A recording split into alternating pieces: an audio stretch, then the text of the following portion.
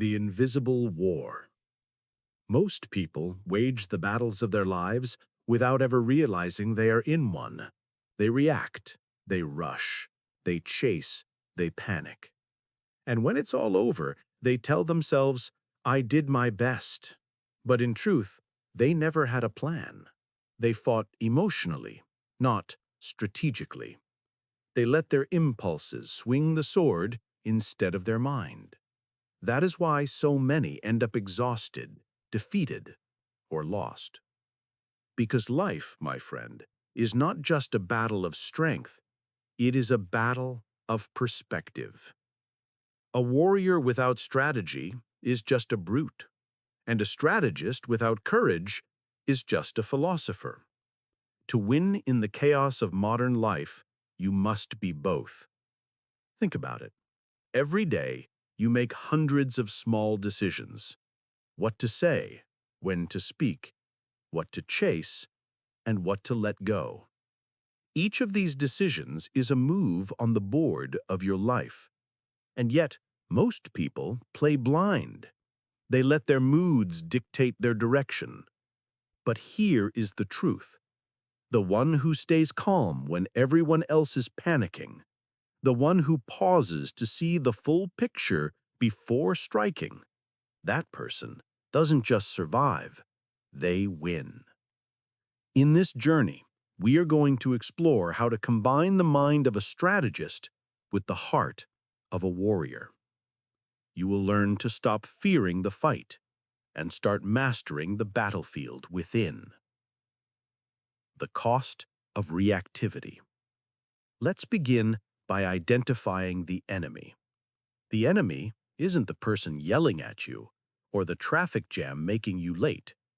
The enemy is reactivity.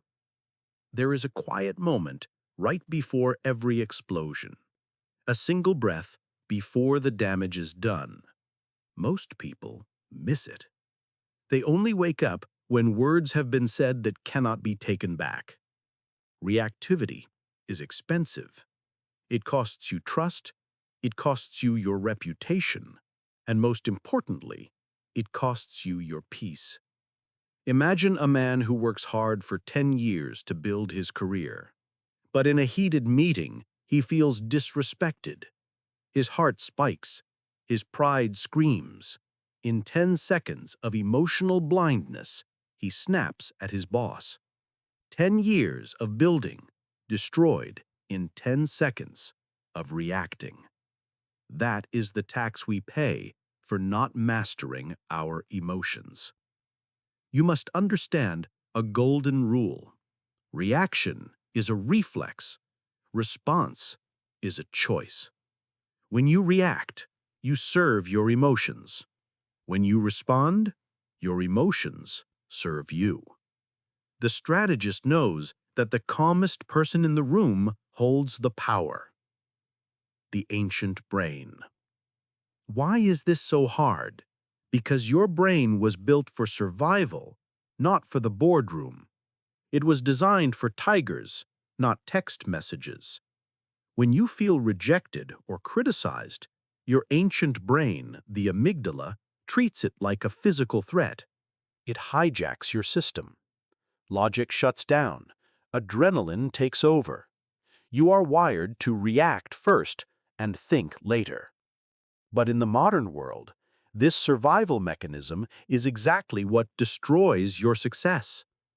However, you have a secret weapon, the gap. Between the trigger and your reaction, there is a tiny invisible space. That gap is your kingdom. If you can learn to live in that gap, even for 1 second, you regain your power. You don't control the first emotion that hits you. That is biology.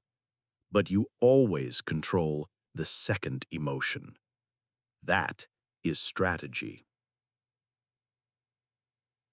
The tools of mastery. So how do we master this? We must climb the ladder of emotional awareness. Most start at unconscious reactivity, exploding without knowing why. We move to conscious reactivity, seeing the mistake but being unable to stop it. Then, conscious response, choosing our actions. And finally, emotional alchemy, turning pain into power. To make this practical, I want to give you the single most effective tool for this journey. It is called the S.T.O.P Method. Memorize this. S stands for stop. When the heat rises, freeze. Don't type, don't speak, just stop. You interrupt the automatic explosion. T is to take a breath. Deep breathing signals safety to your nervous system. It brings your logical brain back online. O is to observe. Look at the situation like a chess player. Ask, am I reacting to facts or to my own insecurities? And P is proceed. Move forward only when you can act with intention. This sounds simple, but it is revolutionary. The power to pause is the power to choose. Building the fortress. But you cannot use these tools if your foundation is weak. Emotional control isn't built in the heat of battle. It is built in the quiet before it. If you are exhausted, hungry, or overstimulated, you will react. A tired brain is a reactive brain. To think like a strategist, you must treat your body like a fortress. Sleep is your emotional armor. Nutrition is your fuel. Exercise is your release valve.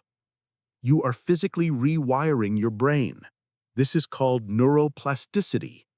Every time you choose calm over chaos, you are carving a new neural pathway. You aren't just acting calm. You are becoming calm at a cellular level. Build your baseline. Protect your sleep. Guard your energy. You cannot win a war if your fortress is crumbling. Reframing pressure and pain. Now let's talk about the things we fear: pressure and pain. Most people run from them.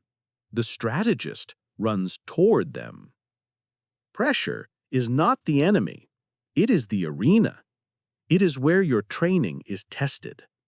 When you feel that tightness in your chest, reframe it. Tell yourself, this isn't fear. This is focus fuel. And pain? Pain is simply information. If you feel anger, it means a boundary has been crossed. Use it for assertiveness. If you feel fear, it means you are growing. Use it for preparation. If you feel frustration, it means your current method isn't working. Use it to innovate. Don't waste your pain. Weaponize it. The alchemist turns the lead of suffering into the gold of wisdom. Stop asking, why is this happening to me? And start asking, what is this teaching me? Relationships and self-talk.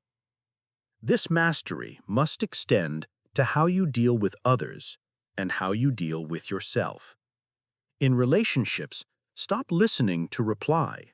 Start listening to understand. When you argue, do not attack the person.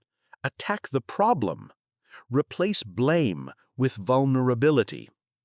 Instead of saying, "You make me mad," try, "I feel angry when this happens." It changes everything. But the most important conversation is the one in your head. Your inner critic is relentless. You're not good enough. You always mess up. You must replace the judge with the coach.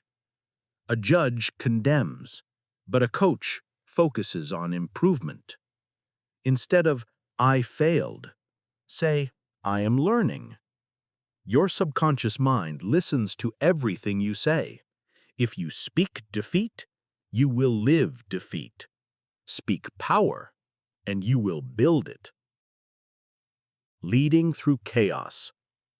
When you master these things, you reach the highest level, spiritual calm.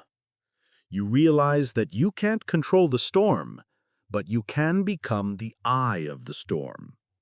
When crisis hits, and it will, people will look for leadership. True leadership isn't about being the loudest, it's about being the most grounded. When you stay calm, your presence becomes an anchor for everyone else. Your stability is contagious. The warrior doesn't pray for an easy life. The warrior trains for a strong heart.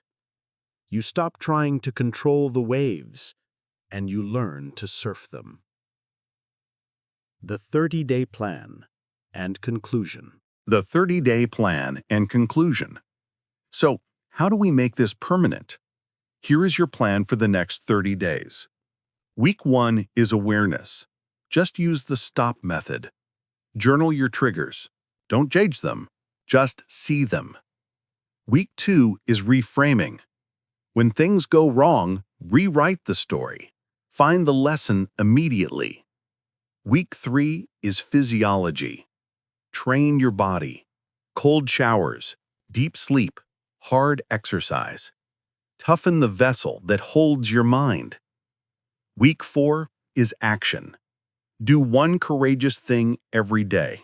A difficult conversation, a bold decision. If you follow this, by the end of the month, you won't just know these concepts, you will be them. Remember, the battle is not out there, it is in here. You are the strategist. You are the warrior. Stop reacting like prey and start responding with power. The calm person always leads. If you found value in this, make sure to subscribe to Prestige Audiobooks for your daily mindset training. Share this message because strength multiplies when it is shared. Let's begin.